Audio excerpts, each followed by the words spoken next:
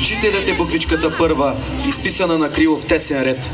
Но ето, дума става мисъл, тръгва да търси истини, по-смело и напред. Учителят е точица едничка, началото на хиляди лъчи. Звездата не далечна, не самичка, а грейнала в детските очи. Учителят е четка и боички, дарява с цвят не листи, а съдби. В картини вижда имената всички, но в най-прекрасни, чисти и добри. Учителят е нотичка игрива, протекнала към другите ръка. Тъй ражда се мелодия красива, извънва чак до светлата дъга. Учителят е географска карта, разглеждана с любов и интерес. Надскочва и норми и стандарти, за да го има утре, още днес. Учителят, той е горте и изстрадал, сум, сила, вяра и сърце дарен. И не защото е учител станал, защото за учител е роден. Когато за пръв път страхливо аз в класната стая. Следват изпълненията на ученици от училищата и танцовите състави при читалищата на община Белослав. Основно училище Свети Патриарх Евтимий, град Белослав. Аплодисменти!